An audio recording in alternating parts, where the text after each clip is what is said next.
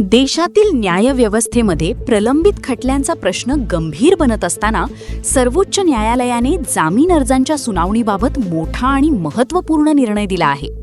अनेक उच्च न्यायालयांमध्ये जामीन अर्ज महिनोन्महिने प्रलंबित राहत असल्याच्या पार्श्वभूमीवर सर्वोच्च न्यायालयाने सर्व उच्च न्यायालयांना जामीन अर्जांवर शक्यतो 1 ते 2 आठवड्यांच्या आत सुनावणी घेण्याचे निर्देश दिले आहेत.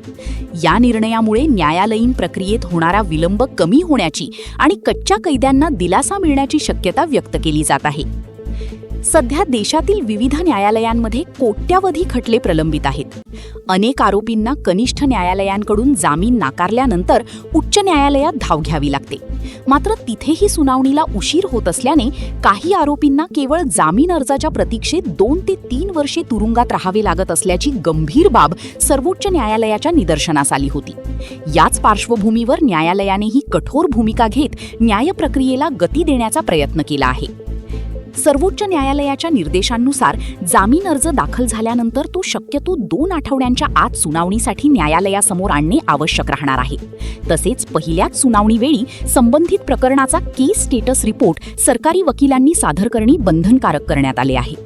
राज्य सरकारकडे जामीन अर्जाची प्रत आधीच देणे आवश्यक राहणार असल्याने अर्जाची प्रत मिळालेली नाही या कारणावरून पुढील तारीख घेण्याची प्रथा कमी होणार आहे. त्यामुळे न्यायालयाचा वेळ वाचण्यास मदत होणार असल्याचे सांगितले जात आहे. कायदी तज्ज्ञांच्या मते हा निर्णय सामान्य नागरिकांच्या वैयक्तिक स्वातंत्र्याच्या अधिकारासाठी अत्यंत महत्त्वाचा मानला जात आहे.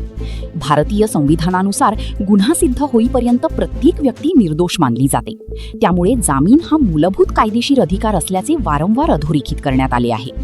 सर्वोच्च न्यायालयाच्या या आदेशामुळे justice delayed is justice denied या परिस्थितीला काही प्रमाणात आळा बसण्याची अपेक्षा व्यक्त होत असून न्यायालयीन प्रक्रियेत अधिक पारदर्शकता आणि वेग येण्याची शक्यता निर्माण झाली आहे.